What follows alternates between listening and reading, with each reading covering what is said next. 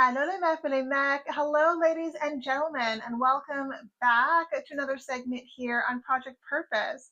For those of you who are new, we cover topics that relate to mental health, mental wellness, and education on a week-by-week basis. And today's topic of discussion is mental health. On the conversation around mental health, I want to talk about different attitudes and values that I've adopted in my life that I have built into my sense of mental strength. And when I talk about mental strength, I'm talking about the ability to push through difficult, challenging, prickly situations, still feeling relatively unscathed and not allowing it to debilitate you and to really infringe on your sense of confidence. And I think that a lot of the times it is the interactions that we have with other people that we find ourselves healing from, trying to bounce back from, and that we find ourselves feeling as though this has really delivered a hit to my confidence. And so I have learned all of these attitudes and values through Trial by Fire. I want to share them with you. I want you to think about them, reflect on them, and if they apply to you, if you recognize that some of the things that you're struggling with or that you're facing challenges with is because of these attitudes, then why not make the adjustment and make things easier for you? Because remember, reality is 10% what happens, 90% of how you perceive it. And I think that mental strength is really anchoring on that 90% in how you frame different people, places, and situations in a way that best serves you. And so the first one that I want to talk about is around opinions. And I think that everyone has a right to their opinion, but not everyone's opinion needs to be equally valued. And I had to learn this the hard way because I am the kind of human being where I create polarity in every environment that I'm in, which means very rarely is it that people have a neutral response to me. I'm very rarely met with indifference. I'm either loved or hated and known. And it's so funny because I find myself to be very under the radar. I do my best to kind of keep quiet, yet still I find myself being known. And that's mostly because I think when it comes to open forums, I'm pretty vocal about the things that I believe in. And maybe that's what creates ripples and waves. Whatever, all I know is that someone's opinion of me, opinion of my value, opinion of my worth, opinion of my merit, I do not care about those opinions, especially if it is the case that I find myself in a space that needed to be vetted. And if I'm in that space, it's because all of the things that have to do with my experience, my merit, my value, that was vetted by the people whose opinions actually mattered. And so when I enter a space and I find like a mix of opinions and attitudes and reactions, I know that that is not something that I should take personally. I know that 99% of the time when someone is having an adverse or visceral reaction to me, especially because I do my best to just be a neutral body in a room, it is their own issues that are being triggered by my presence, whether that's their own bias, whether that's their own, I guess, unpacked values or beliefs, whatever it is, that's their problem. And people's opinions are their problem. And especially like in this age of like the knowledge era where everyone has the right to have an opinion, and we see just the myriad of opinions that exist, despite like the education that is available at everyone's disposal, we know that not all opinions are created equal. And yes, I don't believe that there are any stupid questions, but there are opinions that beg the question, like, are you living under a rock, or are you just making a point to like ignore any relevant information so that you can maintain the truth of this belief of yours, or this opinion of yours? And so I roll my eyes at it, and I think that it's just really important that we recognize that apathy is not what I'm suggesting here. I'm not suggesting to be completely indifferent and apathetic about the things that people say. If someone is insulting you, then of course I hold them accountable for that. I'm a 100% believer of accountability. But if someone has an opinion that is not based on fact, that is not based on truth, and that is just based on their sense of trying to establish their own worth, like they feel like in confronting you, they're trying to reestablish their sense of worth, their sense of value, their sense of merit because you challenge those things. I'm talking about value, merit, and worth because oftentimes it is when those things are triggered in other people that they come up with opinions that are either super advocating opinions or like they're super contrarian opinions, or like the kinds of opinions that you wouldn't think someone would feel comfortable like saying out loud, just because they're just so counter culture. They're also counter like fact. And I don't know. I think that someone who has an opinion, something that's just like a self-serving opinion, like you can tell when someone has an opinion that just makes them feel good about themselves, even though the opinion is based on like cutting other people down. Like, how do you take that seriously? And here's the answer to that: don't. I do not take opinions, not based in fact, not based on reality, on the sequence of events. I don't treat those opinions as equal as an opinion that I could potentially align myself to, or I could entertain that opinion. Like, but not all opinions are worthy of entertaining. Some opinions, like the moment you hear them, like you see the quality of that opinion, and that should be enough for you to be like, all of this here, like whatever it is, it means absolutely nothing to me. I am not going to take this home. This is not going to be what ruins my day. This is something I'm going to let roll off my back. Like they're the ones living their lives, believing those things, navigating through the world with those beliefs. Like that is punishment enough. Like I don't need to add to that docket. And so that has helped me just create so much objectivity of care. So I can hear opinions that would like otherwise be offensive, but not insulting. And I think there's a difference between something being offensive and insulting, because something insulting is pointed, directed, and specific to you, where something offensive can be an opinion that is demeaning. It could be sort of like a demeaning or derogatory opinion, not specifically about you, but it could be about like a group of people that you identify with, or it could be just a generalization that is just so off base that it's offensive, but it's not personal to me. And so again, like both of these types of opinions, whether they're offensive or whether they're insulting, are things that you could definitely hold someone accountable for without taking it personally, without internalizing it, without giving them the luxury or the benefit or the importance of making it something that you carry within yourself. Super important.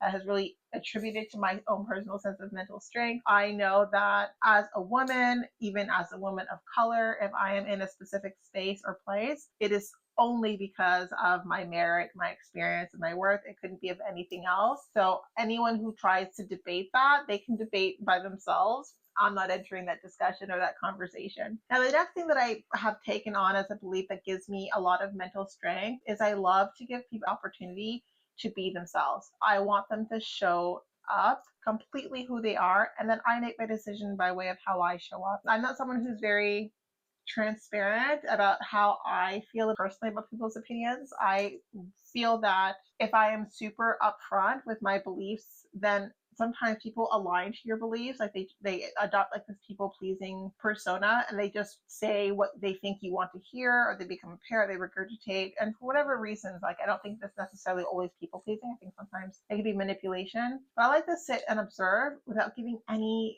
much feedback. And I like to do that because I want to give people the opportunity to really show up as they are. And I find that the more that people think that you're naive, or the more that people think that you're not paying attention, then the more careless they are with their words and with their actions, which gives you an opportunity to see like who they are when they're not trying to be something else. And I want to align myself to people who are authentic.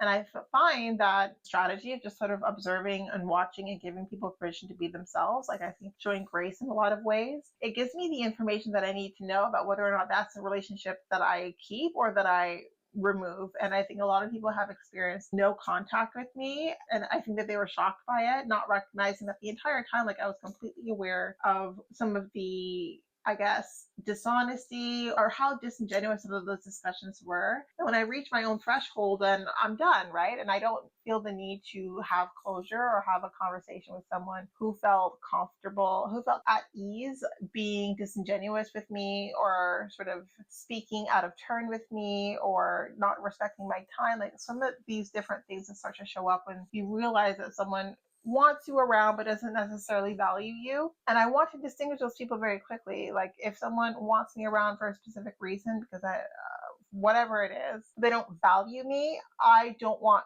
any interaction with those people. And I remember like there's a lot of people that I had met who feel like you have to sort of play the game with everyone because you need someone for something at some point. And I don't believe in that. I believe that there are enough people in this world that if ever it is the case that I have a need, I would rather hold out and find that need with someone that I find affinity with, that I respect, who is like-minded, who I want to cultivate a relationship with.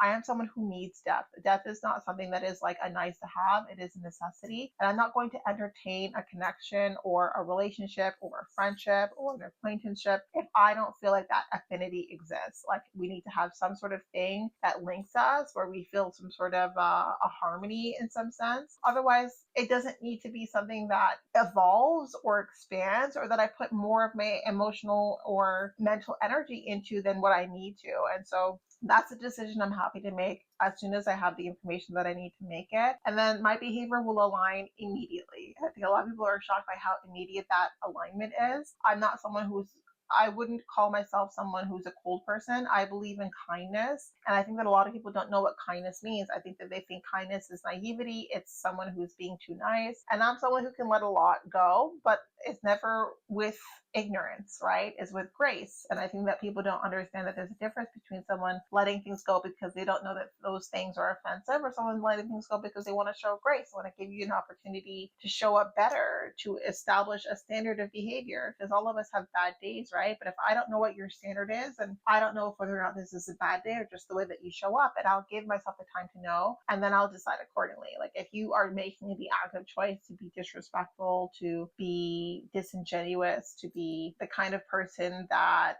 is a liability to keep around, then I'm happy to just do the opposite. And so that has definitely contributed to my mental strength. I am someone who is fiercely loyal. Like if you are in my corner, I am in your corner 100%. The moment you are not in my corner, I am okay with it. I am not going to break down and be completely at a loss. Like I'll have my moment of disappointment, but I understand that that's just how things go sometimes. Like not all of the people who are kind to you are kind with good intentions. And before I invest emotional energy into being sad about someone having bad intentions, I want to make sure that I know first. I want to make sure that I take my time to observe, to watch, to see, to wait. And a lot of the times my first hunch or my intuition ends up being correct. And while I don't understand all of the nuts and bolts of the reasons why people do the things that they do, I understand that my choices in this life is to do what best serves me and to do what keeps me in alignment to my highest self. And if that means staying away from characters and for people who are toxic, who are not healthy, who are disingenuous, who have ulterior motives, then that's exactly what I'm going to do. And now the last tip that I want to give you around mental strength that is super important is being responsive. And I find that people don't really know what this means, but it means like when things don't go the way that you expect them to, recognize it's always going the way that they're supposed to. So even if it's because you spoke out of turn or you did something that you didn't mean to do, like I don't think these things happen by accident. I don't think that there's anything such as a coincidence. I think things happen to either create opportunities for you that are in alignment with where your path is supposed to go, or protecting you from things. I think sometimes the mistakes that we beat ourselves up for protected us from something that we didn't realize was a threat, or hid us from people that we didn't realize had bad intentions. And I sometimes think about the mistakes that I had made that ended up in hindsight protecting me from things that were far worse than the mistake itself. And I'm really very thankful for the growth and for the mistakes that kept me hidden, that kept me safe, that kept me behind the scenes, because otherwise I would have been exposed to things that I wasn't ready for and that I necessarily had the skills to manage at that stage in time in my life. And so now I think to myself, well, I'd rather be responsive in the moment and respond the best way that I can in that moment with the information that I have available in that moment, and then deal with like the losses that arise from that, than beat myself up for not showing up the way that other people expected me to. And I think that this is so important because I generally have a sense as to how people want me to behave, but that's not necessarily how I choose to behave. Sometimes I want to behave in alignment with my highest self, which feels like a mistake for the situation, for the setting, but is absolutely the right thing for me to have done for myself. And the consequences are exactly what is going to create the terrain for me to follow the path that is genuinely my path. I want you to sit and think with that attitude, because that attitude will give you the opportunity to make peace with so many of the things that you beat yourself up over. Like I do not have any more, I guess, inner turmoil about my mistakes, about the things that other people might otherwise regret. But I don't have remorse for these things anymore, because I think about them in hindsight and I think about like what those mistakes or blunders protected me from, what I learned from those specific things. Like there's so many different connecting points across the expanse of our lives for the people that we meet. And the ripples are far beyond what I think we'll ever comprehend. And I think so much about how the ripples that I've created in my life have protected me so much, have probably protected other people as well, and has also supported and catapulted other people as well, right, into the direction that they're supposed to take, as I was catapulted into the direction that I was supposed to take. Even if it's not necessarily a direction that was butterflies and roses, it could have been really arduous or really challenging. I can still be at peace because I react in alignment with how I feel I'm supposed to react, not by way of what I think other people are expecting of me. I think that that's really important because it enables me to maintain my authenticity. It enables me to show up strong in